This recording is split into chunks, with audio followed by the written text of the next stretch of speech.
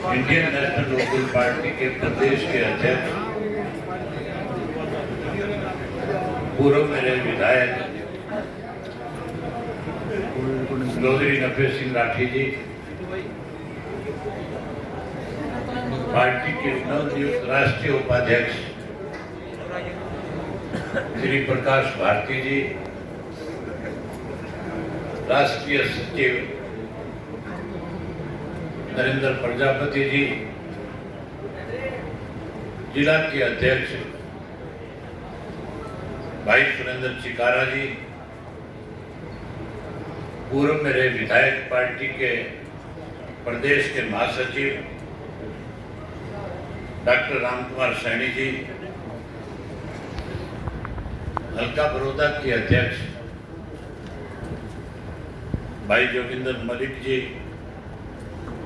हल्का गोहाना के अध्यक्ष भाई दिलबाग मलिक जी, खरगोदा हल्का के अध्यक्ष श्री अशोक राणा जी, गन्नौर हल्का के अध्यक्ष श्री विजेंद्र सिंह जी, प्रदेश कार्यकारिणी के सदस्य श्री ओम प्रकाश गोयल जी,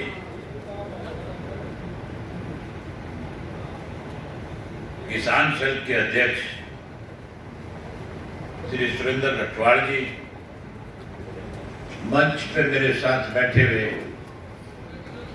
पार्टी के हल्का के, जिला के, प्रदेश स्तर के सभी नेतागण, आज इस जिला सोनीपत की कार्यकर्ता की मीटिंग में आए हुए पार्टी के बहुत ही निष्ठावान, कर्मठ, मेहनतकश कार्यकर्ता साथियों, पत्रकार छायाकार दोस्तों, मेरे से पूर्व जो वक्ता थे जो बोल करके गए, उन्होंने इस 8 महीने की पुरानी बड़ी हुई जो सरकार है उसके बारे में खुल करके आपके बीच में चर्चा करी। इस 8 महीने के दौरान प्रदेश में किस किस्म के हालात रहे, किन किन दिक्कत और कठिनाइयों का सामना हमें करना पड़ा, वोट से वायदे करके लोग सत्ता में आए, इन सब बातों पे बहुत खुल करके सब साथियों ने बताया। मैं सबसे पहले उन युवा साथियों का स्वागत करना चाहूंगा जिन्होंने आज अलग अलग पार्टियों को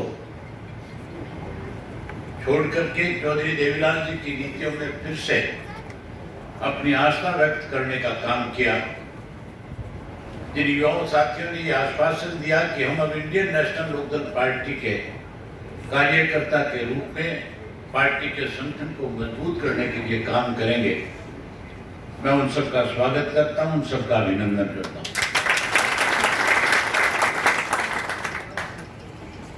साथियों, जब सत्ता में हरियाणा में जब चुनाव हो रहा था, उस चुनाव के दौरान अलग अलग राजनीतिक दलों के लोगों ने प्रदेश के लोगों के साथ अनेक बड़े बड़े वायदे किए थे। बहुत सारे साथियों ने तो, बहुत सारी पार्टी के लोगों ने तो बहुत बड़े बड़े समझदार दिखाए थे, लेकिन प्रदेश के लोग भारतीय जनता पार्टी के 5 वर्ष के शासनकाल से दुखी थे, परेशान थे। लोग बदलाव चाहते थे। लोगों ने एक मन बना रखा था कि हम भारतीय जनता पार्टी को सत्ता से पार करने का काम करें। लोगों की इच्छा तो थी कि बहुजन समाज पार्टी और इंडियन नेशनल लोकदल पार्टी की सरकार बने, और एक वक्त ऐसा था कि पूरे प्रदेश में इस किस्म के हालात बन गए थे, चाहे कोई रेलवे स्टेशन पे खड़ा था, चाहे कोई बस अड्डे पे था, चाहे कोई होके पे बैठा था, चाहे कोई कहीं रिश्तेदारी में गया हुआ था, केवल एक ही चर्चा किया करते थे, हमारे विरोधी भी कहते थे कि आने वाला समय इंडियन नेशनल लोकदल पार्टी और बहुजन समाज पार्टी का है। आपको भी ध्यान होगा, चौधरी देवीलाल जी का जन्म दिवस हम गुहाना में मना रहे थे और गुहाना में लोग बड़े उत्साह के साथ लाखों की संख्या में इकट्ठे होकर के आए थे। और वो इसलिए इकट्ठा होकर के आए थे कि चुनाव से पहले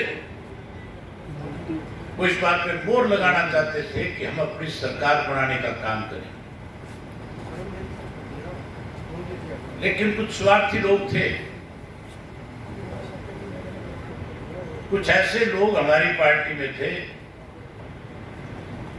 जिनकी सोच केवल एक थी कि लोकदल की सरकार बने ना बने, तुम्हारा दाव कैसे लगे। इसलिए उन लोगों ने बीजेपी की कठपुतली बनकर के आपकी पार्टी को नुकसान पहुंचाने का काम किया और ना केवल पार्टी को नुकसान पहुंचाया बल्कि मेरे खिलाफ एक प्रचार शुरू किया। जहां कहीं भी किसी गांव में गए, शहर में गए, किसी के पास रिश्तेदारी में गए, सबके बीच में एक ही बात कही कि अभय सिंह चौटाला ने पार्टी को तोड़ने के लिए अजय सिंह के बच्चों को पार्टी से बाहर करवा दिया।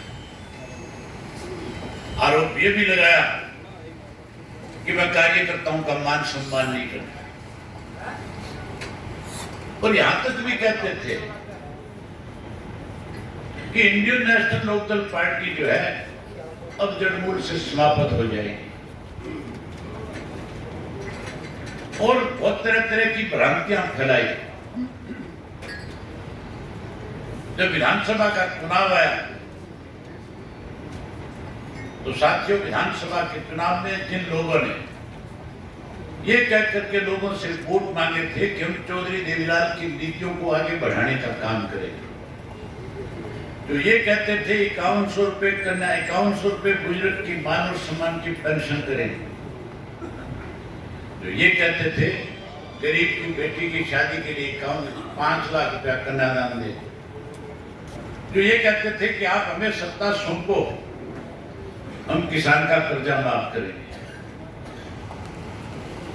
लोगों ने विश्वास कर लिया, भरोसा कर लिया, उनको जिता दिया।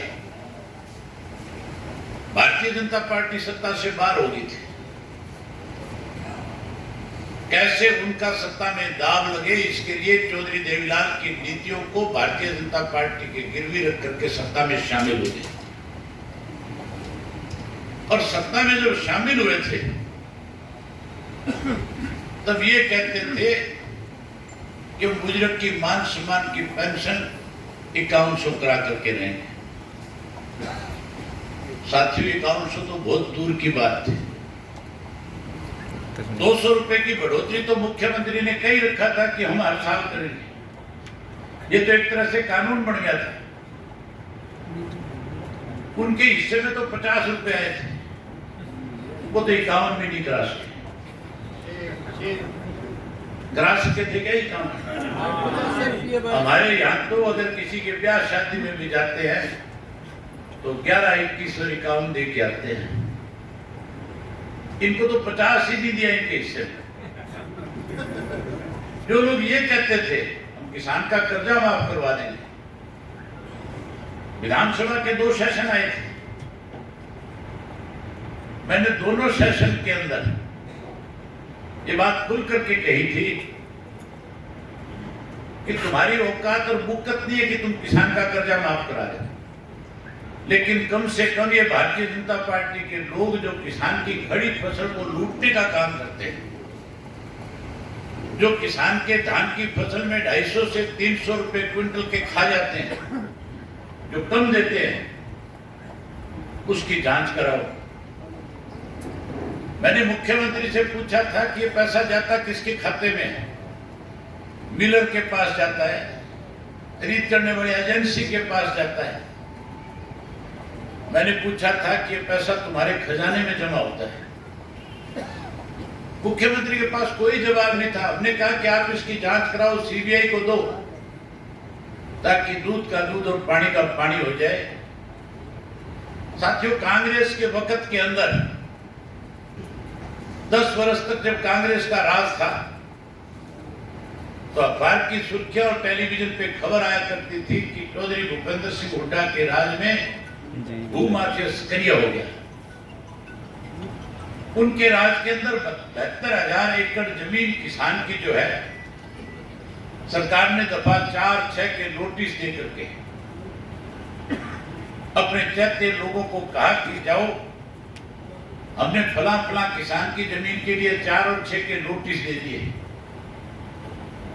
आप उसको 10 रुपए ज्यादा दे करके उसकी जमीन को सस्ते में खरीदो, हम नोटिस वापिस ले लेंगे। तो भूमाफिया सक्रिय था उस वक्त में। 72,000 एकड़ किसान की जमीन लूटने का काम हुआ था। लोगों ने भूपेंद्र सिंह हुड्डा की सरकार को सत्ता से बाहर कर दिया और सत्ता से बाहर करके जब भारतीय जनता पार्टी को सत्ता सौंपी तो भारतीय जनता पार्टी के राज में नई माफिया पैदा हो गई। आजकल तो इस किस्म के माफिया हैं जो हमारी नई पीढ़ी को भी बर्बाद करने का काम कर रहे हैं।